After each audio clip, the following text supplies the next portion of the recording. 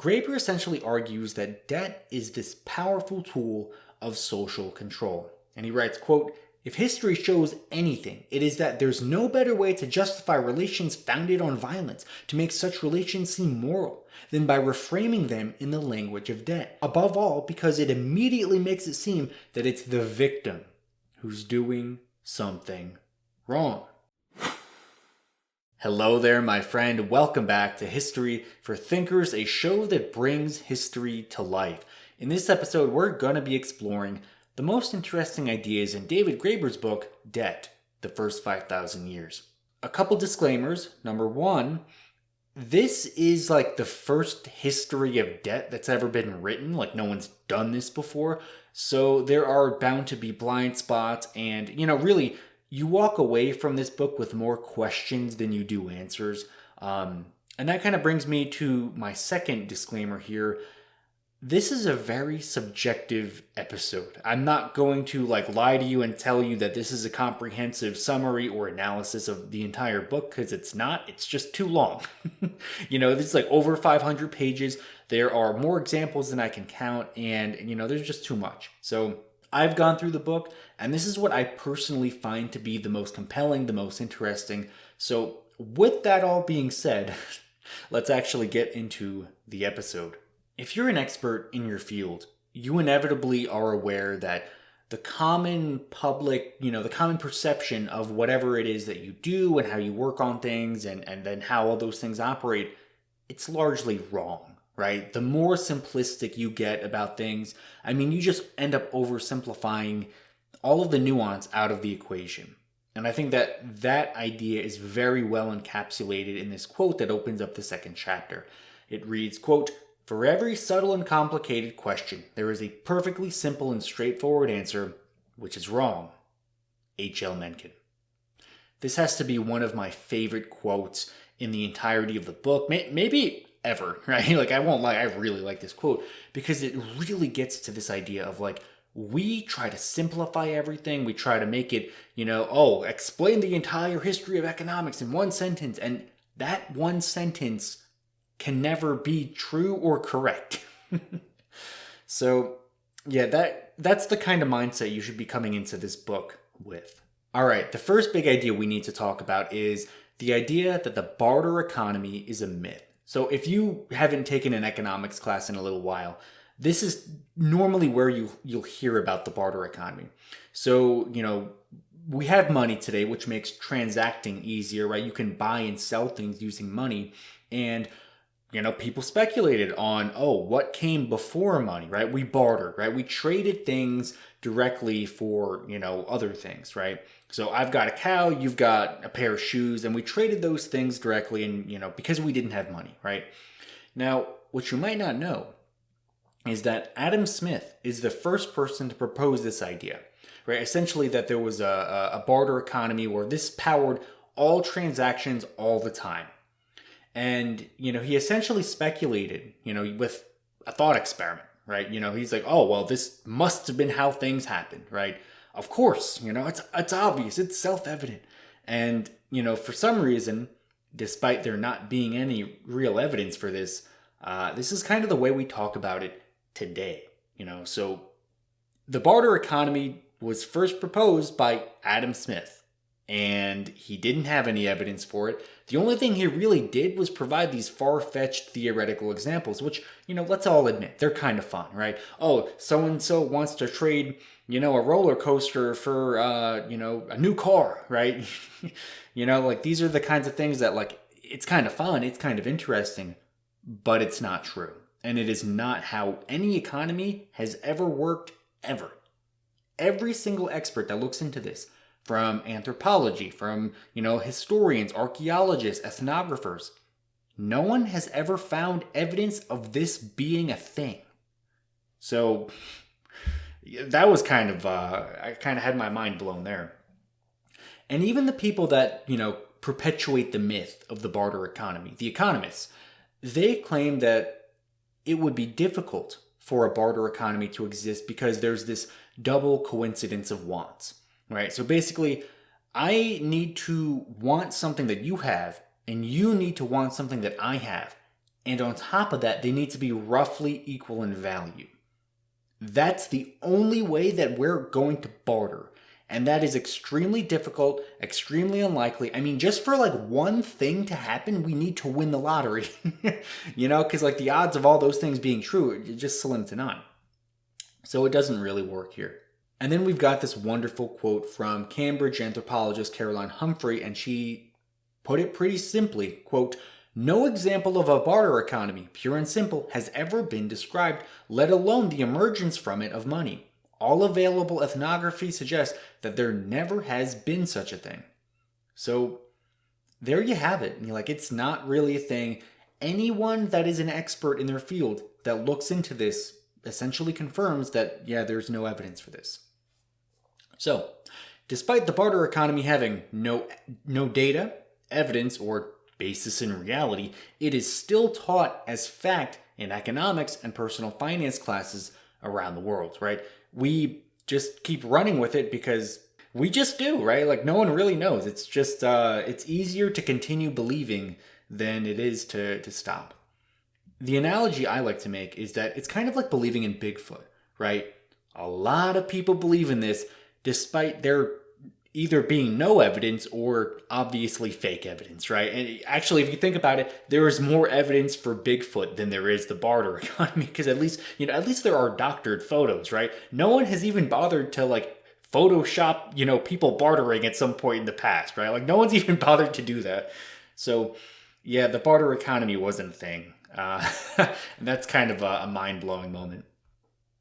So the next big idea we got to talk about is, because the barter economy didn't exist, the entire way that we think about the history of economics is completely wrong. So Graeber essentially lays out the traditional view that we get from people like Adam Smith and economists today, right? The idea that we started with the barter economy, right? Trading goods and services directly. Then we moved into money, right? We invented money because it makes things more efficient, and the economy was able to grow and expand. And then we developed credit, right?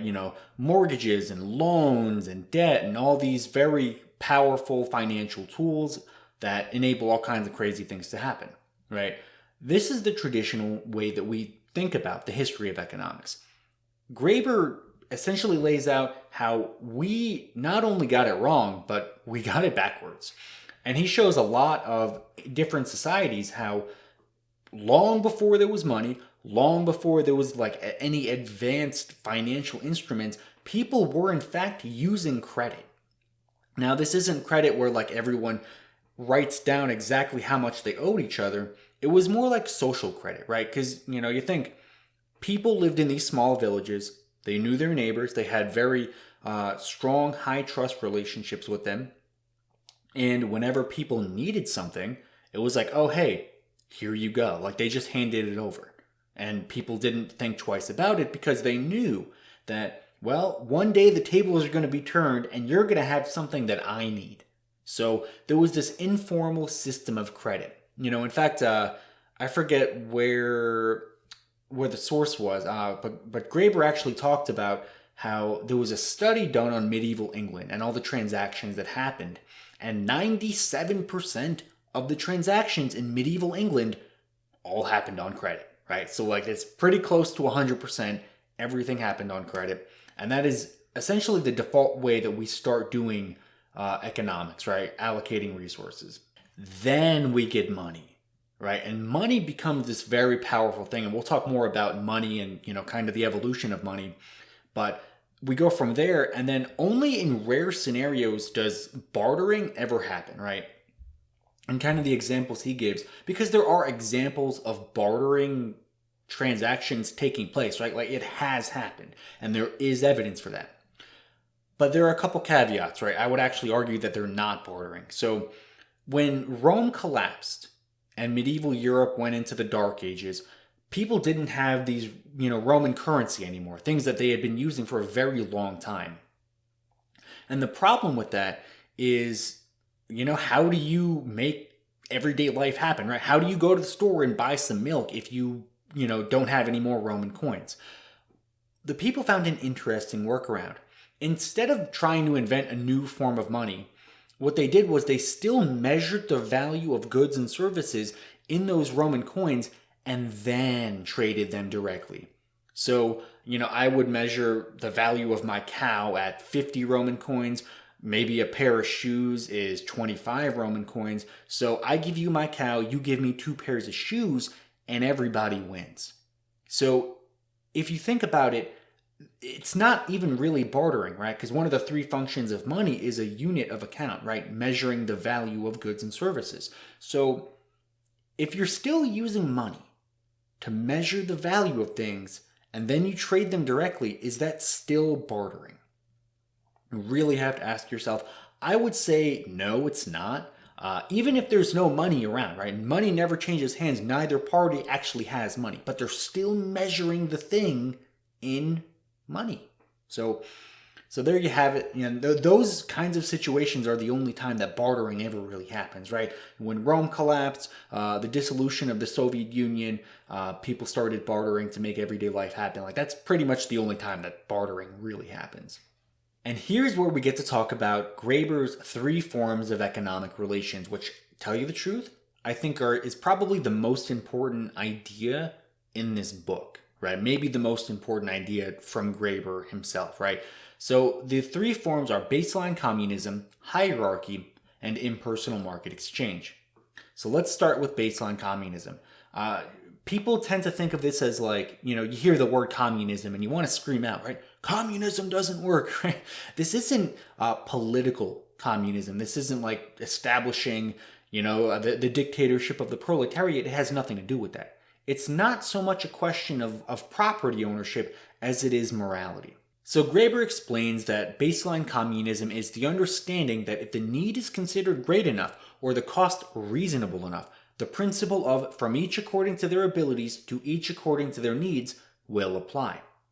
So if someone really, really needs help, like someone's drowning in, a lake, you're not gonna like ask them for their credit card information before you jump in and save them, right? Like you're just gonna do it, right? Like that's just a natural right thing to do.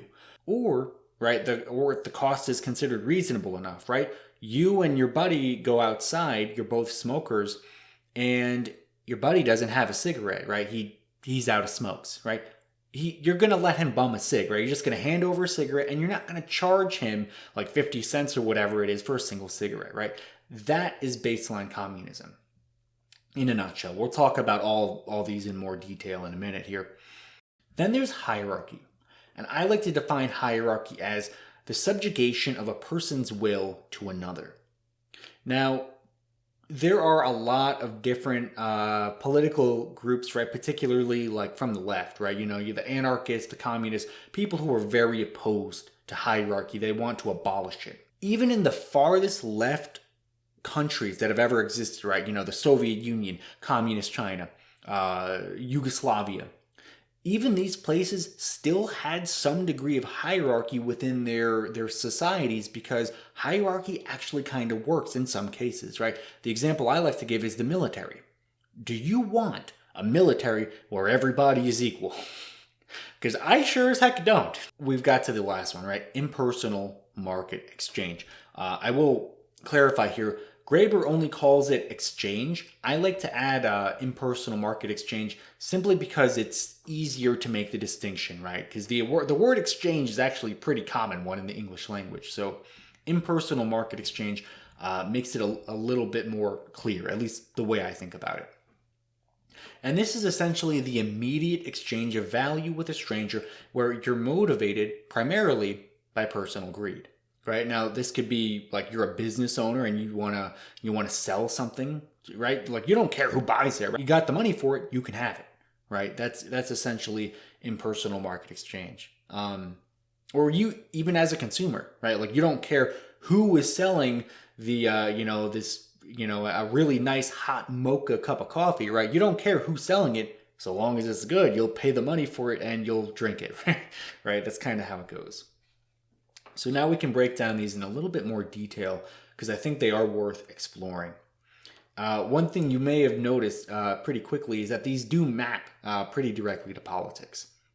So baseline communism, I like to think about it as small scale common sense, right? If your daughter needs food, you use your ability to feed her, right? She's got a need, you've got an ability, like, come on, but let's make it work, right? Now, it's important to point out that this is essentially the basis of all human sociability. When humans lived in nomadic tribes, baseline communism was the default way we allocated resources, right? If someone in your tribe is starving and you have food, you just handed it over. Like, it was like that simple.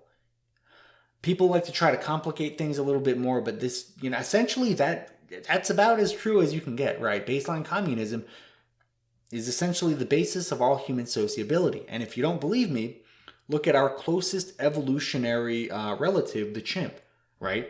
They are essentially living the way that we did in small tribes. And if, guess what? If one of them is starving and another one of them has food, you bet that bad boy's going to hand that food over, right? Oh, hey, you're hungry? Here you go. Right? Now, baseline communism doesn't just come into play in like these these examples from far in our past, right? It also applies to an extent in everyday life, right? So think about a company, right? Let's say a mechanic shop. They are going to organize its workers, its mechanics, based on who's good at what, right? Like, you organize people based on their ability. If one guy is really good at working on the engine, he's going to be working on the engine. If another guy's really good at changing tires, that's what they're going to make him do. Another important thing to keep in mind is that if baseline communism is in play, it's a social situation where it would be offensive to keep tabs on every little thing, right? So we already talked about like the, bumming a cig, but when your grandma calls you and she needs help figuring out her phone, right?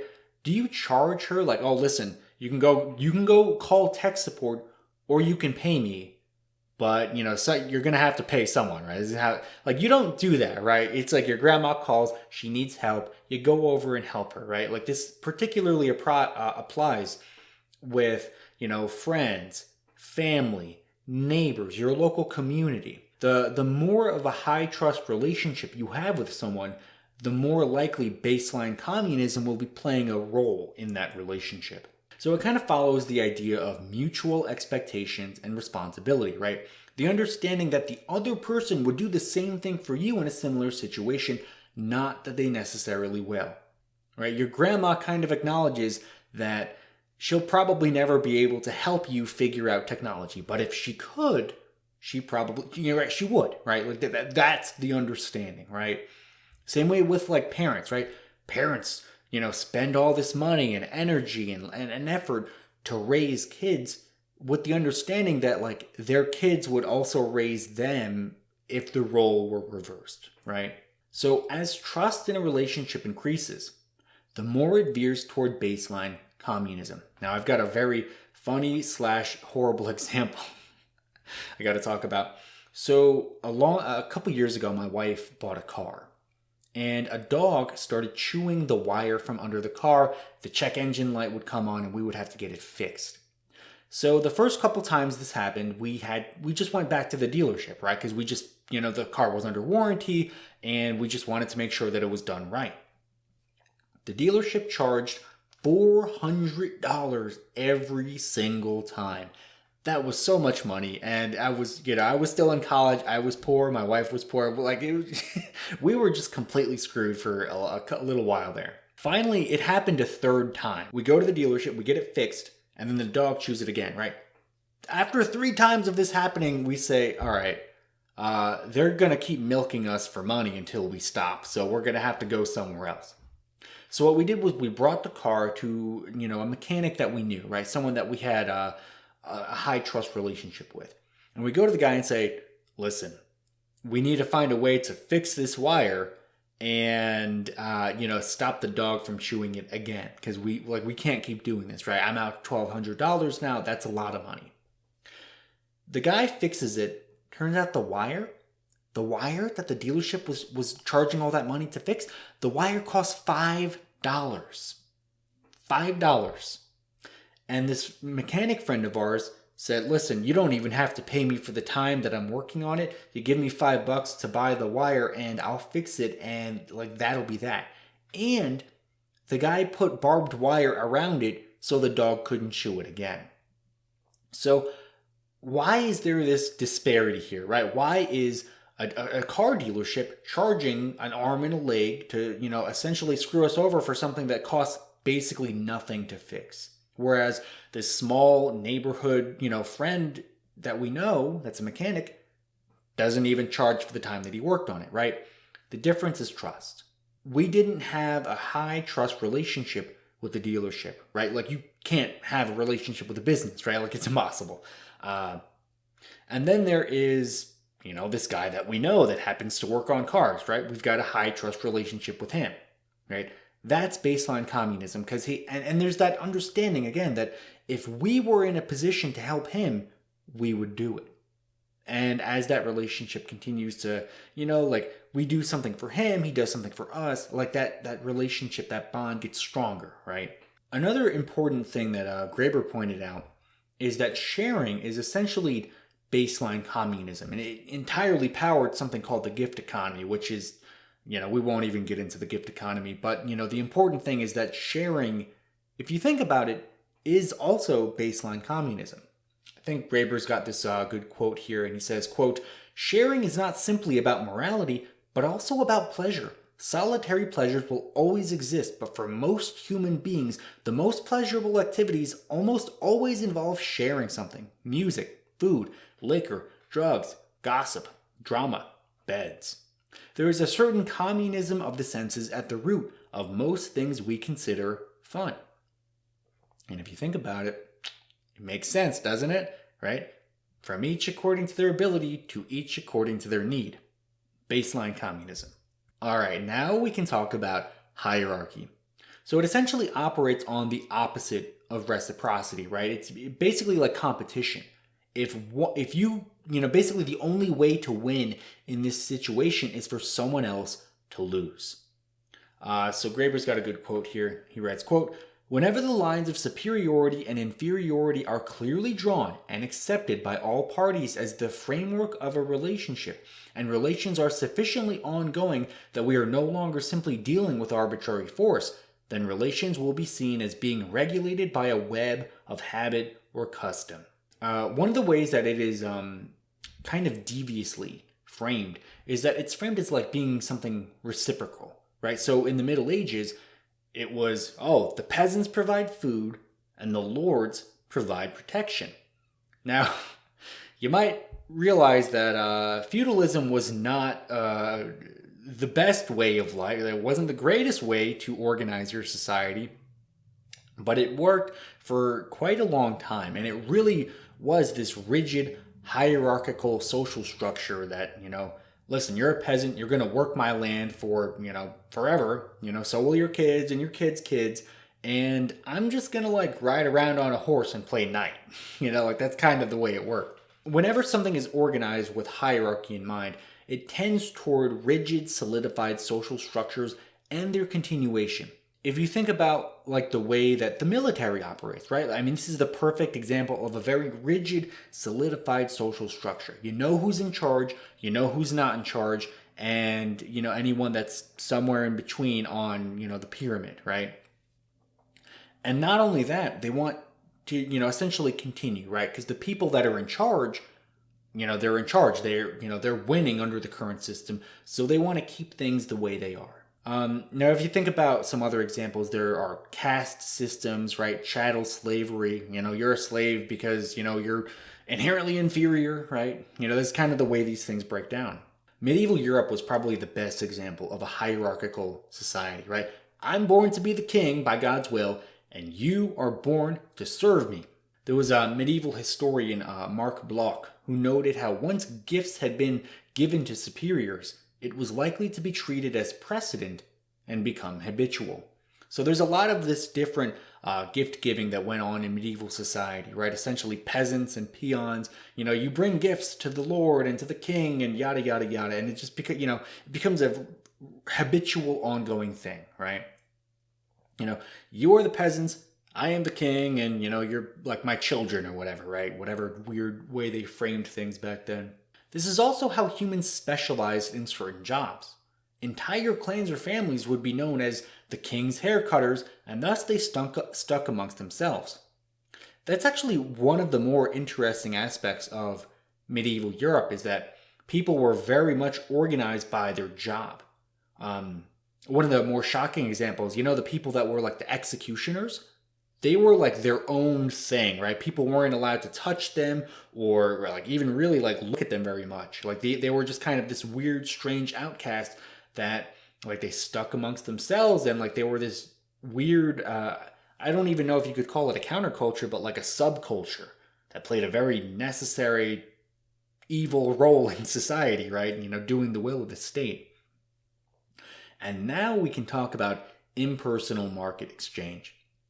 So think about it like, it's buying or selling goods or services with strangers, right?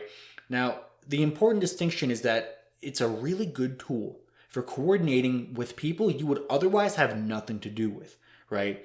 So baseline communism is really good for high trust relationships, right? Family, friends, your neighbors, your community. And then there's hierarchy, and hierarchy works for like, establishing like governments, right? That's really good for doing that. But impersonal market exchange is something different, right? Because finally, people that are, that mean nothing to you, right? Other, allegedly, supposedly equal people can help you, right? Oh, this other guy's selling some really good chicken biscuits, right? I'm going to buy a chicken biscuit because I like them. And, he gets money, I get a chicken biscuit, and everybody wins, right? It's a very powerful thing if you think about it. Now, the important distinction here is that it is immediate and final, right? The exchange of value happens right then and there. It's final and it's done, and like there's no ongoing relationship. Whereas with baseline communism, you would probably, you do something good for them, they say, oh, thank you. And then they do something good for you at some later point in the future, right? Like there's no direct, explicit way that value is exchanged in the moment. Whereas with impersonal market exchange, it happens right then and there, and all sales are final, right? It's kind of the way it works. So impersonal market exchange allows us to cancel out our debts, right? There's no desire for an ongoing relationship. I'm not in your debt. You're not in my debt. We don't owe each other anything. Like, I don't want anything to do with you after this, right? With impersonal market exchange, both parties seek maximum material advantage, right? What's in it for me? If I'm a business owner, I want to sell my goods and services for as much as I humanly can, right? If I can like somehow offer you less good or service and make you pay more money for it, I'm going to do it, right? Like that's good business, right? But the same is also true for the consumers, right? If the consumer can get, better goods or services for a lower price, like, sorry, buddy, I don't have, a relationship with you. I don't really care about your business or if you go under. So I'm going to go over here where it's better. Now, as relations become more personal and trust increases, it veers away from maximum material advantage. And if you've ever known someone that runs a business and you like get close to them, they'll give you discounts, right? They'll let you eat there for free, or they'll let you, do whatever it is, right? Or what, it depends on the kind of business they have. But, I had a family member who owned a food place and they would let me eat there for free. Like that's kind of how it goes.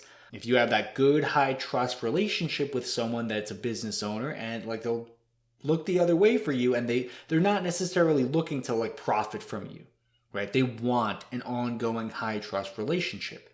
Whereas if it were someone that's a complete stranger, like, screw you, buddy, give me your money, right? If you want to eat. I think another important aspect to point out is that we don't take the other person's situation into account because they're strangers, right? You think about someone that's homeless, they go into a McDonald's and say, listen, I'm starving, I'm going to die if I don't get food. Please give me a chicken biscuit, right? Do you know what's going to happen? Who cares? Like, if you can't pay for it, you can't eat it. So, there are some downsides to this, because it really would be nice if people took the other person's situation into account. But it also works in reverse, right? So if someone is really wealthy and they want to, buy something from you, you're more likely to actually charge them more, right? Oh, this guy's rich. He can afford, paying a higher price than normal people. The important thing to take away here is that your primary motivator is greed, right? The well-being of the other party is completely irrelevant. So think about like the opioid epidemic, right? The reason that so many Americans are struggling with opioid addictions is because it's profitable, right? It's you as a pharmaceutical corporation can make a lot of money if you make a drug that people get addicted to, and then their lives are ruined. And it's like, it doesn't matter because they're not your buddy, they're not your friend. This is impersonal market exchange. All sales are final. Buy my drug, right? Like this is how it works, right? This is the system. So that is definitely interesting. What I find the most fascinating is the comparison between pharmaceutical corporations in America today and British business owners in during the colonial periods. So I'm sure you've heard of like the Boxer Rebellion in China, right? There were all these people in China that were hopelessly addicted to opioids, similarly to how Americans are now, right? Probably a little worse, but the reason it was happening was because the British business owners were going over there and smuggling in these drugs, right? The Chinese emperor even like outlawed it like twice. Couldn't do anything to stop them though. It's just kind of the way it broke down. So the question you have to ask yourself is, why did the British sail to the other side of the world to sell drugs to people, right? I mean, because in theory, like you could run an opioid business right in your hometown, right? You sell it to your own family members. Why not start there? Well, the truth is, you wouldn't assume the role of a predator and, get people addicted to drugs and then exploit them for profit if you actually had a relationship with them, right? So there is a double-edged sword here to impersonal market exchange. Yes, it lets you coordinate with strangers, but there's a lot of opportunity for you to screw over those strangers, right? I mean, a lot. And, the drug stuff is only one example because there are many others, but we got to move on because I'm on too much of a tangent here. We've kind of covered all three of these different forms of economic relations. And let's also point out, we use a combination of these three forms of economic relations in everyday life, right? So you might go to the store and use a little bit of impersonal market exchange. You go home to your family, you use baseline communism. You pay your taxes, hierarchy, right? So like these three things vary, and we use them interchangeably, and different cultures use them differently, and it's just a very fascinating rabbit hole to go down. Now, something we have alluded to is that these map directly to politics, right? It's pretty much the three most popular schools of thought in political philosophy, right? So baseline communism maps to socialism, right? And they want everyone to act as if they had a high trust relationship. If you think about socialism, right? Everyone is supposed to hand out things based on people's needs, right? They basically want to go back to how we lived in these like small nomadic tribes where everyone like, oh, hey, someone's hungry. Here's some food. Oh, hey, someone doesn't have a house. Here, have a house. We've got extra. That is essentially the basis of socialism. Now, that's a little bit of an oversimplification, to be fair, but the thing about it is baseline communism does not scale, right? So baseline communism works with your friends, your family, your neighbors, your community. It works really well at a small scale, but it does not work for large groups. That is the real problem. So when the Soviet Union tried implementing socialism, the problem was that, oh, hey, 100 million people are all going to act as if, they had a high trust relationship and they're going to hand out things based on people's needs. That's not what happened, right? So when people say communism doesn't work, there is some truth to that, right? Communism just kind of falls apart, right? Now, let's also point out that socialism and communism are not the same thing. There are differences, and, we won't even go down that rabbit hole. Let's just move on. So then there's impersonal market exchange, right? This maps directly to capitalism, right? Now, under capitalism, the goal is that everyone should be thinking at all times, what's in it for me? How can I profit? Now, that is really, really good for getting strangers to coordinate, right? If you can identify some part of the market that, people are just not having their needs satisfied, then you can step in, you can make that product or service, and you can profit, make a bunch of money. And to be fair, capitalism is really good at creating physical abundance. But, and here's the problem with it, it is very bad at efficiently allocating resources, right? We've got more than enough food for everyone on Earth, like, multiple times over. Like, if we wanted to, there would be no world hunger tomorrow.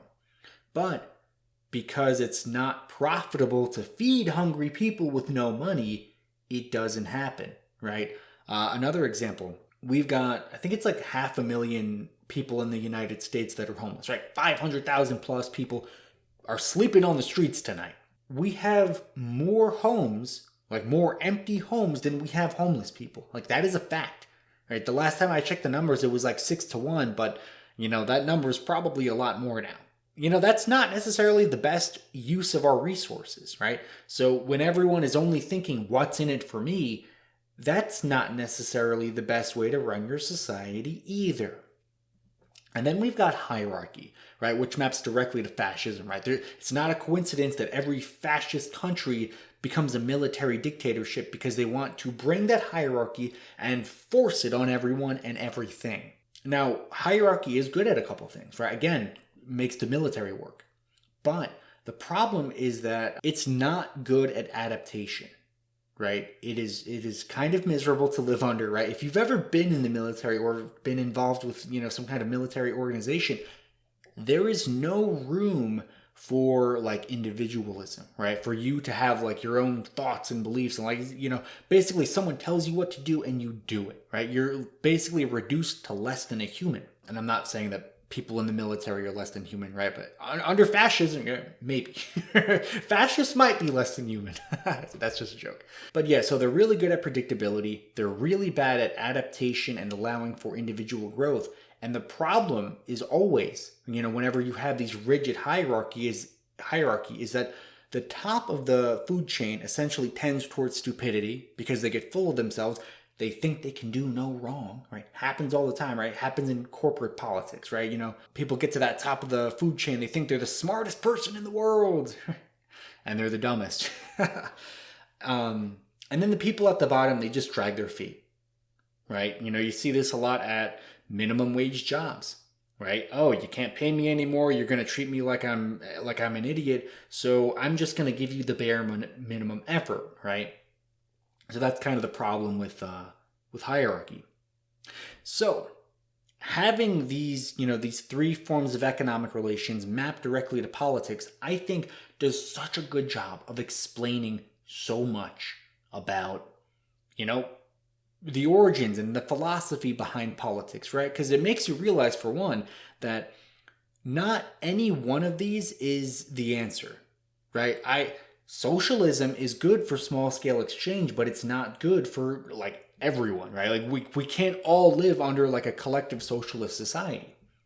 And then as good as capitalism is at getting strangers to coordinate and providing physical abundance, it's really bad at allocating that abundance, right? And then with fascism, I mean, let's just be real. Who wants to like have their entire life dictated to them by someone that's in a position of authority, right? I don't. And I really hope you don't either. So that, yeah. So before I ramble anymore, let's just move on, because that is essentially the gist of it. So the next interesting idea from debt is actually about debt. Surprise, surprise. So Graeber essentially argues that debt is this powerful tool of social control. And he writes, quote, "If history shows anything, it is that there's no better way to justify relations founded on violence, to make such relations seem moral, than by reframing them in the language of debt. Above all, because it immediately makes it seem that it's the victim who's doing something wrong." So one of the more shocking examples, and this is probably the most shocking example that exists, but it is a true example. So Graeber cites this one, I think he's a French anthropologist, Jean-Claude Gailly, who observed a debt society in the Himalayas.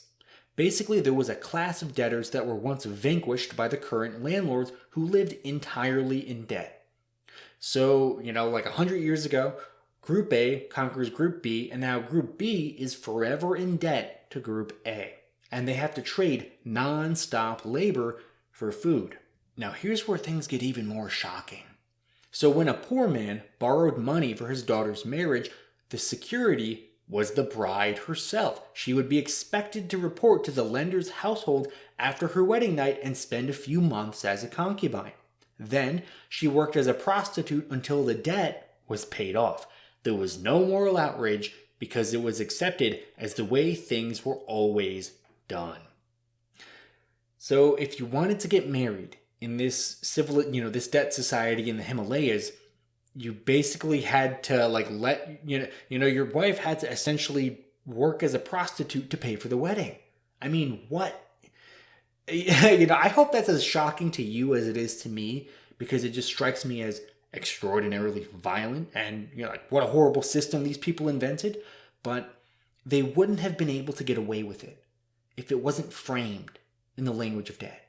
And that's the point that Graeber is making, right? Without debt, this horrible thing doesn't happen, right? The reason that the poor people were like, all right, yeah, I just got married and I have to let my wife go be a prostitute and work as a concubine in the lender's house, but it just is what it is, right? People wouldn't accept that without debt, right? So that's a really important thing to understand. When coupled with interest, debt can become very similar to slavery, right? If you think about it, slavery, right? You're essentially, everything that you do is the property of someone else. You are property, and all the products of your labor are the property of someone else, not you. With debt, especially interest-bearing debt, it's technically you're a free person. Technically you own the product of your labor. But if you have to pay that debt and there's interest with it, and that debt just gets bigger every single day, are you really free?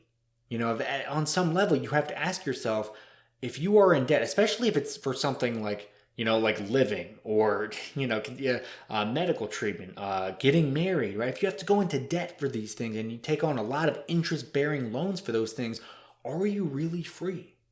The product of your labor is just essentially going to go directly to the pockets of whoever loaned you the money, right? The banks. So it's pretty bad. It's pretty bad. And he talks a lot about how there's been this well-documented and near universal hatred of interest, right? The usurers, right? People who make money by lending, right? So there's this story. This is the funniest story in the whole book, man. It's just hilarious. So there's this story from a French cardinal in the early 1200s. There was this notorious usurer, right, a moneylender, who died and needed to be buried. Some of his friends, right, the moneylender's friends, tried persuading the priest to overlook the rules and allow the moneylender to be buried with everyone else. And the rest of the story plays out like this, quote, "Since the dead usurer's friends were very insistent, the priest yielded to their pressure and said, 'Let us put his body on a donkey and see God's will, and what he will do with the body. Wherever the donkey takes it, be it a church, a cemetery, or elsewhere, there will I bury it.' The body was placed upon the donkey, which, without deviating either left or right, took it straight out of town to the place where thieves are hanged from the gibbet, and with a hearty buck sent the cadaver flying into the dung beneath the gallows." You don't understand hatred until you write a story like that. I mean, that is just pure, unadulterated, let's get these people, let's mess them up. They're the worst people in the world. And that's historically how most people have spoken of usurers, right? People that make money by lending you money and then charging you interest. So this is almost a side point, right? This isn't even a main point of the book. This is just a thought that had occurred to me as I was going through this book, because he gives an example and he talks about it.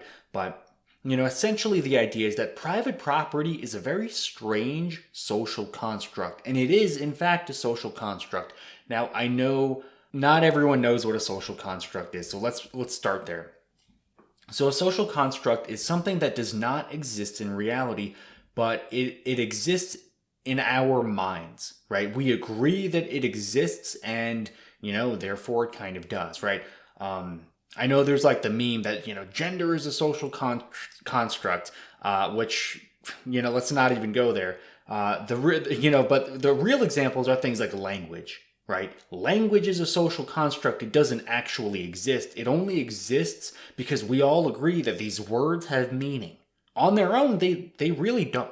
If you didn't have another person to communicate with, you could change the meaning of every single word in the English language or, invent your own language, right? There's nothing stopping you from doing that.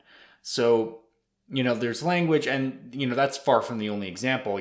Governments are also a social construct. Like, they don't physically exist anywhere, right? There might be a building where the people who run the government stay and make the rules, but the government itself is not like a real thing. It just exists because we agree that it exists. All right, so that's a social construct. And private property is also a social construct, right?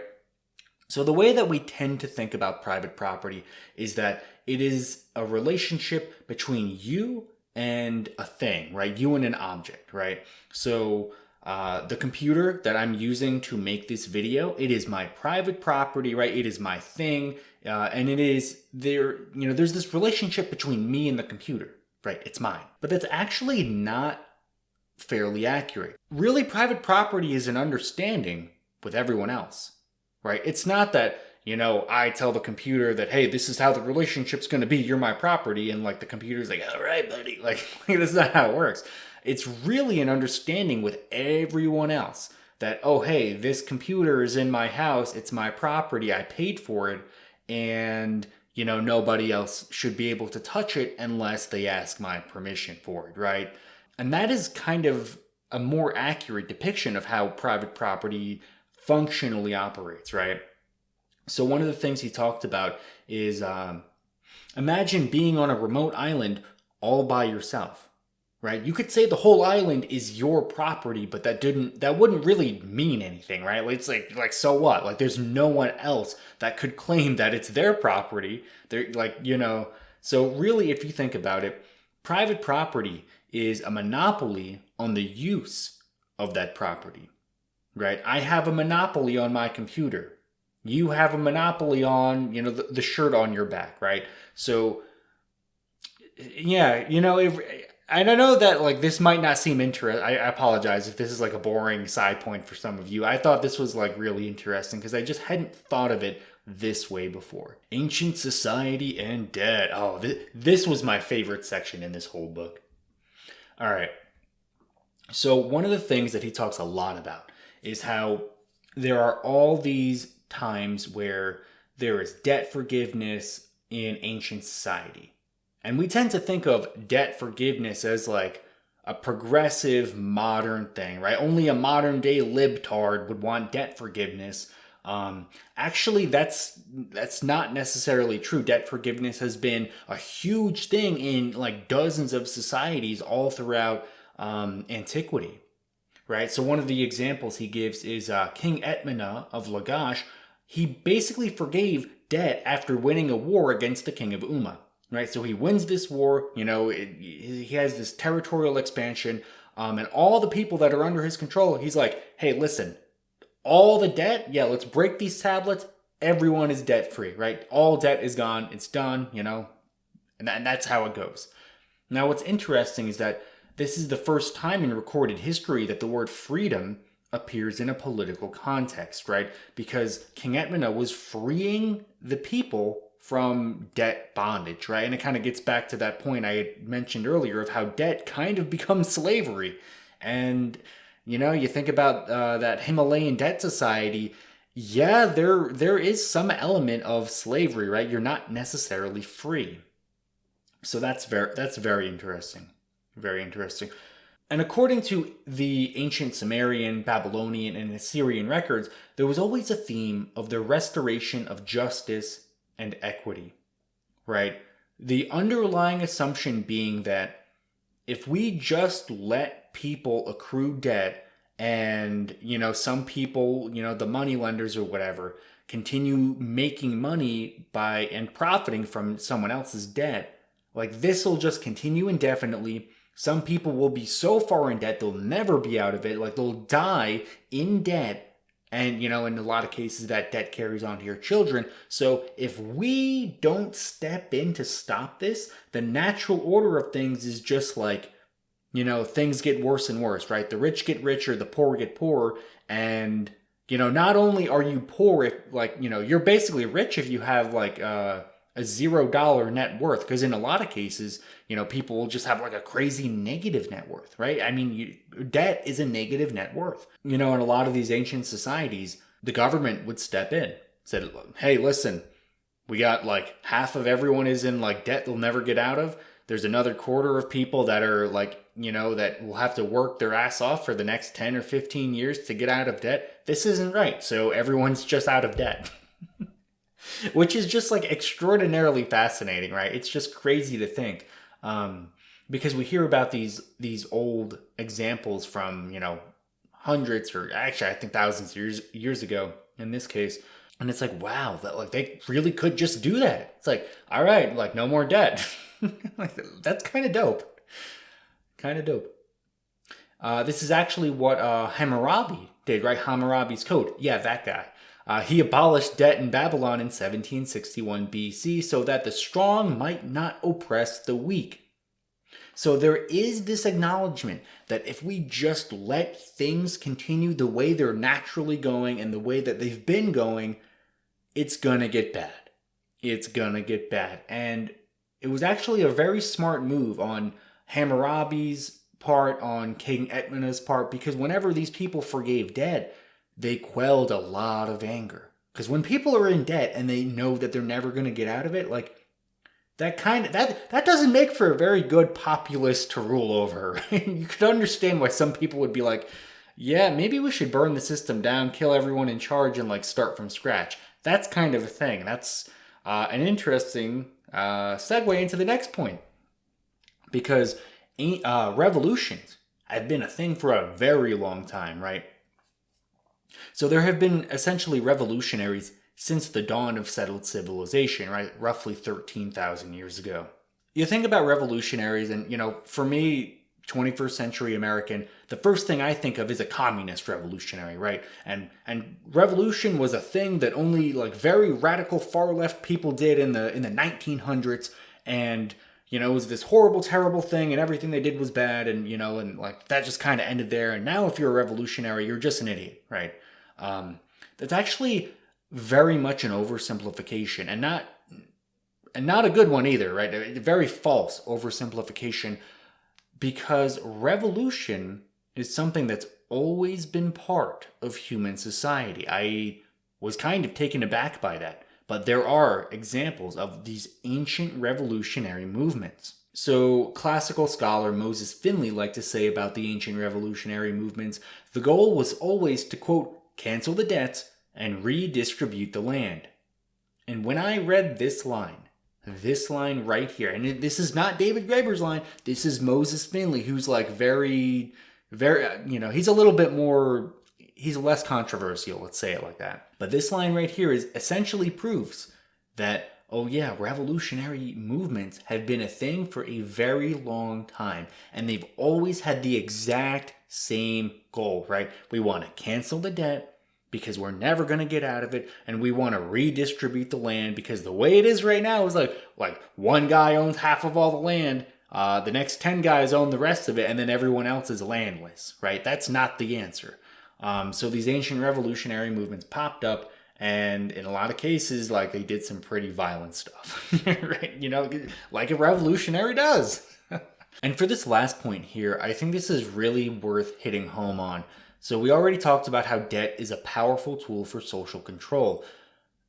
It really is more powerful than you can imagine. I mean, it is just extraordinary. You have so much power and influence if you are the person that is the moneylender, right? If you are the usurer, you are the person that controls the debt. You have so much power over your fellow man. And this is a power that is easily abused by those that wield it. And that should be probably one of the biggest takeaways from this book and this episode, really. I mean, you think, You think back to that ancient Himalayan society where, there was that you got to give up your wife after you get married so she can go work as a prostitute for a bunch of rich people. I mean, that is a pretty horrible thing. I mean, real people sat down and was like, they said, yeah, listen, this is a good idea. We're going to get to, basically like sexually assault all of the poor people's wives, and like there's nothing that they can do about it because, debt, right? So it is a very powerful tool for social control, and it is very easily abused. And you might even say it's impossible to wield it benevolently, right? Like you cannot, if you were a good person and someone was in your debt, you would just forgive the debt, right? In a lot of cases. So a very interesting train of thought there. All right, my friend, let's talk about the military coinage slavery complex. This is actually not an entirely original idea that Graeber laid out. He borrowed the military coinage complex from someone else and then added in slavery. Because, of course, you got to just one up the last guy, right? It's just how it works, right? This is welcome to academia, my friend. So the earliest markets, they appeared in the same areas as early coinage, large populations, and there were always these massive militaries, right? So all these things, they pop up at the same time, at the same places, and in a weird way that you might not expect, they kind of feed each other. So Graeber explains it like this, quote, say a king wishes to support a standing army of 50,000 men. Under ancient or medieval conditions, feeding such a force was an enormous problem. Unless they were on the march, one would need to employ almost as many men and animals just to locate, acquire, and transport the necessary provisions. On the other hand, if one simply hands out coins to the soldiers and then demands that every family in the kingdom was obliged to pay one of those coins back to you, one would, in one blow, turn one's entire national economy into a vast machine for the provisioning of soldiers, since now every family, in order to get their hands on the coins, must find some way to contribute to the general effort to provide soldiers with things they want. Markets are brought into existence as a side effect. So this was definitely one of the most interesting parts of the book, right? Essentially the idea that markets and militaries, basically feed each other, right? Especially with your civilian population, right? You got to think of, all right, I'm an ancient ruler, right? Thousands of years ago, and I've got to build a massive military that's big enough to crush my enemies, but I need to find some way to work around the logistics, right? That is not an easy problem to solve, right? It's extraordinarily difficult. And there's a very good case to be made that this really is how it happened, right? It's difficult to say, right? Especially the farther back in history you go. But generally speaking, I mean, militaries have been taking advantage of, the civilian population for a very long time, right? One of the grievances of Americans against the British during the Revolutionary War was that, oh, hey, we don't want to be quartering you guys anymore, right? We don't want to, I don't want to give up my house so a bunch of British, military guys can stay in my house because it just happens to be a useful outpost for some kind of military operation, right? That's not really fair. This is my land. This is my property. Get out. So that was one of the big points of that war. And if you think about it, there's a very good chance that, oh, hey, that's been a thing for a very long time. And it very, I won't say that this is definitively how it happened because, again, we'll never really know, right? There's no way that we can answer like, how did the first big militaries get big, right? How did they, do this and that, right? All right, but it's not enough just to be taking advantage of your own civilian population, right? Because you don't want to abuse them too much, right? Because, at least in theory, the military and the civilian, right? Like you don't want to have too much friction there, right? Because that's when you have to like start killing your own people, and that gets messy very quickly. So what you do instead is the people that you conquer, right? You go out there, you win your war, and then you use metal coinage to enslave the conquered population, right? And this is essentially how it worked, right? So the government would take on debt to finance a war. Then it wins that war. Then it demands debt payments from the plundered for damages incurred and new taxes, right? And this very much is kind of the way that war works. So, I mean, even, as recently as, everyone knows about the Versailles Treaty, right? The Treaty of Versailles after World War One. They levied the craziest war reparations from Germany that they just were not going to be able to pay. And, they essentially, the allies of that time, they took advantage of their position of power to essentially enslave Germany, right? And again, it very much hits on this point. At what point does debt become slavery? It's kind of hard to draw that line. But at least in ancient society, right, people did very literally become slaves, right? It wasn't so much after World War One, but in ancient times, oh yeah, you killed all their men, and then pretty much everyone in their society became some form of property. So what you can do if you're the government that just won this war is you can demand that tribute is paid in your own currency, right? So you have your very own specific gold coins, right? It's got your emperor's face on it. And you'll only accept those as the currency of, the debt reparation payments, right? So what ends up happening is the conquered people, they have to acquire these coins, like your own coins, at a disadvantage, right? And typically the way that it works out is the people that you just conquered, they become slaves in mines, right? So very literally, they become your slaves. And, in addition to the currency, right, you get all of their stuff. And one of the big drivers of war has always been stealing people's stuff, right? This is just something that is as old as time. It is unfortunately true across every single culture, every war that's ever been fought, right? People steal stuff. That's a big motivator. But when you do it with these, with debt payments and reparation payments, and you do it in this way that you leverage debt against the people you just conquered, basically what will happen is they will sell their own stuff to you at a massive disadvantage, right? So, you got to think about an example. So, my army, we just went in, we conquered these people, and now they have to pay 100,000 gold coins with, for war reparations, right? And there's interest on top of that, right? You gotta make sure there's salt in the wound. So not only do these people have to come up with 100,000 gold coins with our emperor's face on it, but where's the only place they can get those gold coins? Oh yeah, it's us. So they're going to be selling their own stuff. In a lot of cases, people will sell themselves into slavery, right? There's all kinds of horrible stuff that goes on. And, essentially, it's actually a more effective way to plunder a people, right? Because if you just went in and physically killed every single person, took all their stuff, that's a lot of work, right? That is a lot of PTSD that you have to go through. That's, kind of a pain in the neck, right? Who wants to really do that, right?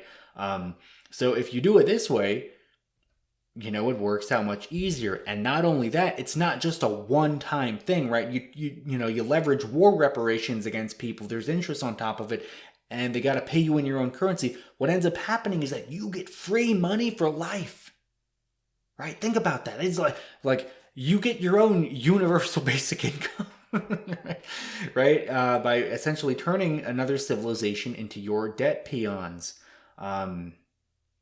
So yeah, that's kind of the way it works. Right? And one of I think the best arguments that Graeber made to support this is if it really was the gold coins that made markets free, right? That started the evolution of markets, eventually becoming what they are today, right? Why didn't the government just go into the gold mines? Why didn't they just do that, right? Because that's what you would expect. That's not what happens. That is absolutely not what happens. They conquer someone, they demand war reparations, they demand taxes, and then they send those people into the enslaved people into the mines themselves, right? And again, this is very much very broad strokes. We'll talk about a very specific example in a moment here, but this is kind of a high level way it happens, but the anthropology, the research, the evidence, it does pretty much back this up. Right. So let's talk about Alexander the Great. So Alexander the Great, as you may know, he's one of the most popular military conquerors of all time. And the reason that he was able to get his start in the first place was because he borrowed money, right? He couldn't fund his initial force out of his own money, right? So he had to borrow that money. And then he used the spoils of war to pay his people and pay back those initial loans, right? Something that's a fun fact that you probably didn't know. His own soldiers required half a ton of silver per day. Right? That is a lot of silver you got to steal from people if you want to be able to pay off your people, right? I mean, and not to mention the loans that you took out to begin with, right? So there is a very massive upfront cost to starting a military campaign. And, it kind of creates a problem though, because there's this continual crisis of debt, right? Eventually you run out of people whose stuff that you can steal, right? Because if you are just killing people and stealing their stuff, right, through, this military coinage slavery complex, you're not creating any value. You're just stealing it. So you need to perpetually steal stuff from more and more people, right? And very rarely do you actually create any wealth as you're going through, right? Like, it's much harder to create wealth than it is to steal it, right? So this is why we kind of see this cycle of governments becoming, expanding into empires, right? And you need to continue conquering more people to steal more stuff so you don't eventually run out of stuff, right? Eventually, sooner or later, you do run into the fact that, oh, hey, we have an entire huge empire here. It costs a lot of money to maintain this empire, and nobody in the empire knows how to produce wealth, right? So it is very much, it's almost like a Ponzi scheme, right? Empires are kind of Ponzi schemes in that sense because, right, the people at the top, they really, really benefit. And even, you as a soldier, like, you're not really getting anything out of it. You're expanding the Ponzi scheme to more and more people, stealing more and more stuff. But, like, do you really win out in the end? Not really, right? Not really. So more people had to be conquered, more people had to be forced to use your empire's metal coins, and more people had to be thrown into those mines to get more metal for more coins to expand the market, and so on and so forth, right? Graeber writes, quote, "The entire Roman Empire at its height could be understood as a vast machine for the extraction of precious metals and their coining and distribution to the military, combined with taxation policies designed to encourage conquered populations to adopt coins in their everyday transactions." So, yeah, that is the military coinage slavery complex. Essentially, right, you gotta borrow money, you gotta fund that force, you gotta go kill people, take their stuff, use debt, put them in debt, put them in those metal mines, and and you might be able to get rich for a very brief period of time, right? It's essentially the empires, right? This line of thought led Graeber to write this, quote, "Money has no essence. It's not really anything. Therefore, its nature has always been and presumably always will be a matter of political contention." And the first time I had come across this quote, it was actually before I read the book. And I was like, what? Like, I actually didn't buy it. I thought it was a goofy quote. I didn't think it really meant anything. But after having gone through all the reading and the evidence and the sources on the military coinage slavery complex, this quote is, potent. It's a very powerful quote because all of life is just, it's just kind of a fight for resources, right? I know that's kind of an oversimplified way of viewing things, but if you really zoom out, it really is just one big battle for resources, and money is one of the most effective ways to win, right? This, and again, this is why essentially every empire kind of followed, it did exactly what Alexander the Great did, right? They just did it a little bit better every single time. But this argument is actually better supported with evidence from the modern day than it is ancient examples. And now we can talk about an idea that we kind of hit on a little bit, but I think it's worth discussing on its own. So the empire must expand or it collapses, right? And this is true of just about every empire, right?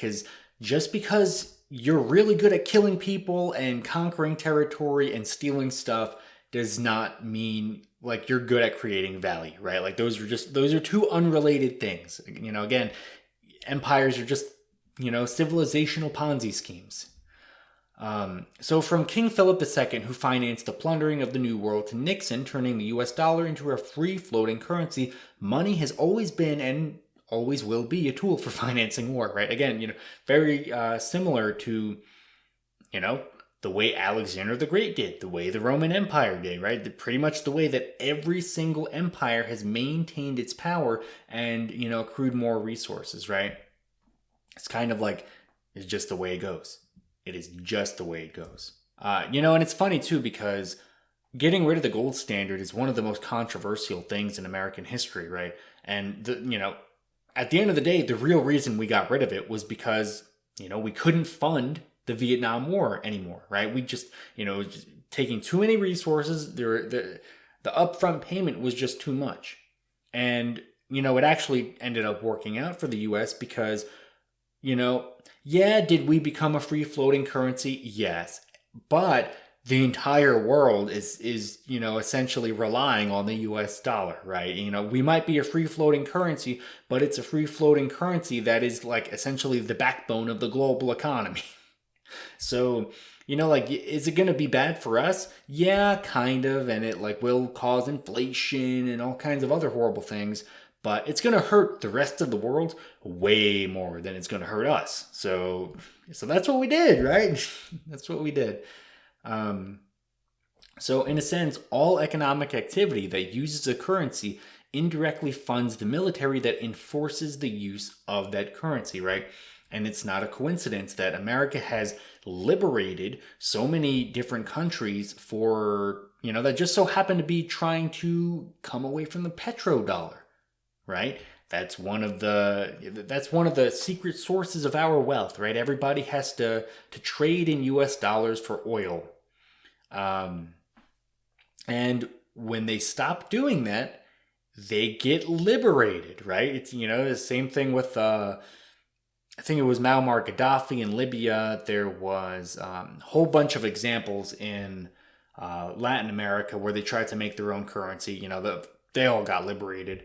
I think there was I think it was Saddam Hussein in Iraq, and so there's just a whole bunch of examples. Those are just the popular ones, right? I mean, there's probably a lot more, because at the end of the day, if you have to use U.S. dollars, it means your country has to hold, essentially billions of US dollars, right?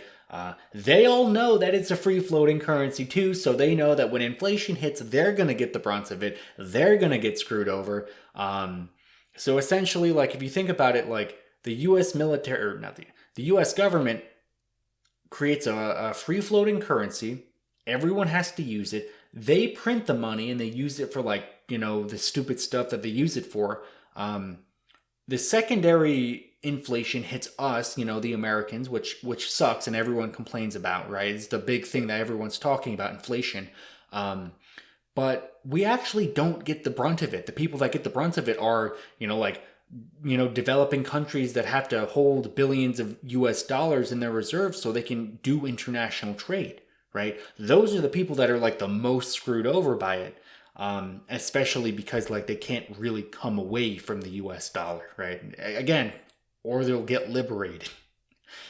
So here's another idea that kind of touches on the periphery, but it makes sense. So there has never been a thriving market without a massive military perpetually invading and conquering new peoples. This has been true since the Achaemenid Empire, the Romans, the British, the Americans today, right? Well, like we're a lot better at like our propaganda, right? Like we're not invading people and stealing their stuff, we're liberating them, right? And of course the new government, when we do liberate these places, of course, they just so happen to want to use US dollars for their trade. Of course, they just want to be, they want to export all their stuff to the US. Of course, right? Like, of course, why not? Why wouldn't they, right? there are no new things under the sun, right? This is just we're living in an empire that is just a 21st century version of what Alexander the Great was doing, right? Essentially, it's one big Ponzi scheme, and we're kind of seeing the beginnings of a collapse, right? Fortunately for us, we do have some segment of the population that actually is good at creating value, right? Like they're like the entrepreneurial American dream, right? Like that is still kind of a thing. So maybe there is some hope, right? Killing people with the military isn't the only thing we do. At least yet, right? might be looking that way someday soon.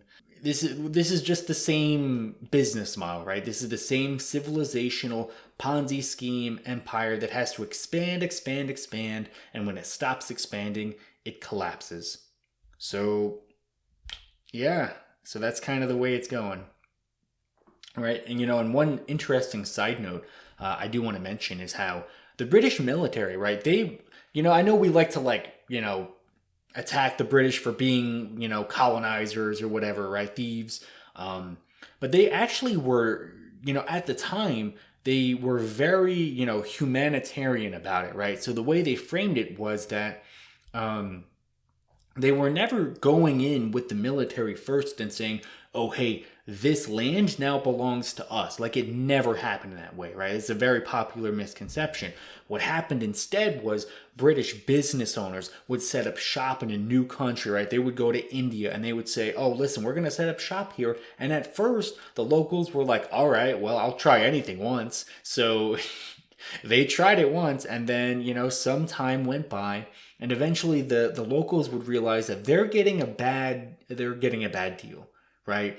The business owners just always found different ways to screw over the locals because, it's profitable to do that. And then the British military would come on in and they would say, hey, listen, you can't, destroy the private property of British business owners, right? We got to come in and protect the private property. So, even the British military, like they were more, civilized or, gentlemanly than like ancient Rome or the ancient Achaemenids where like they just came in, killed your leader and stole your stuff, right? Like it was a little bit more, chivalrous than that, but it was still fundamentally the same thing, right? Still same exact thing, right?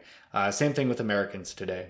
And again, why is the US obsessed with the world using the petrodollar? Right? Because we know that if the world stops using the petrodollar, bad things are going to happen to our economy because our free floating currency that's backed by like nothing other than our military is just going to collapse. So basically, the only way that, international markets powered by US dollars can function is essentially because the US military makes sure that everyone is using those US dollars, right? Like, hey, you really should be using US dollars or else, right? You might get liberated. So, yeah, the military and the markets, they very much feed each other. And Graeber has this really great quote on this topic. He says, quote, this is a great trap of the 20th century. On one side is the logic of the market, where we like to imagine we all start out as individuals who don't owe each other anything. On the other is the logic of the state, where we all begin with a debt we can never truly pay. We are constantly told that they are opposites, and that between them they contain the only real human possibilities. But it's a false dichotomy. States created markets, markets require states. Neither could continue without the other, at least in anything like the forms we would recognize today. Honestly, this was kind of like my red pill moment here. Because for a very long time, I was very much, a libertarian, right? Like, I'll just be honest with you, I was a libertarian for like most of my life, politically speaking. And this book was kind of one of those pivotal moments where, oh yeah, historically speaking, the government and the free market, like these, they feed each other, right? They are like, they're not the same thing, but like they're on the same team, right? So that was kind of one of the sad moments because, you look anywhere that that doesn't have a government, in theory at least, oh, there should be like a libertarian paradise here, right? There's no government, right? There's no one stopping you from building a great company that does wonderful things and makes great products and makes a lot of money, but that's not what happens. That's never what happens. The libertarian paradise it just never works out, right? Because at the end of the day, there needs to be a government, right? So governments, militaries, and markets, they support each other, they profit from each other, and fundamentally need each other. All right, my friend, we got through most of the episode. I think it's worth spending a few minutes, though, to focus and think about a few important takeaways, right? Because if you watch something like this, right, like it's in one ear out the other, right, you got to think about what you take away from something like this, because there at least should be some, right? So for one, the barter economy is a myth. There is no evidence for it, and if you find any evidence for it, you would be the first. We use a combination of the three forms of economic relations in every aspect of life, right? So at different times throughout your day, you're going to be using baseline communism when you interact with your friends and family. You're going to, be interacting with hierarchies in different, maybe at your job, right? And you'll be using impersonal market exchange when you go out and you buy, a latte, right? You have a latte on your break. Another big takeaway is that we've got the evolution of the economy completely wrong, right? The way it actually should be is that it started with credit, right? This was our default way of doing things. Then we invented money. And then in a few rare cases, right, where money was not available, that's when bartering happened, right? And again, these very few examples of that even exist, right? After the collapse of Rome in medieval Europe, after the dissolution of the Soviet Union, right? Those are the kinds of examples you should be looking to for any time someone has bartered for something. Debt is a very powerful tool of social control, and it is very easily and often abused by those that wield it. So if someone is in your debt, right, especially if it is one of these, debts that's written down and recorded and legally binding, and you can ruin someone's life forever, right, it is a very powerful thing. You should be very careful about how you wield that kind of power.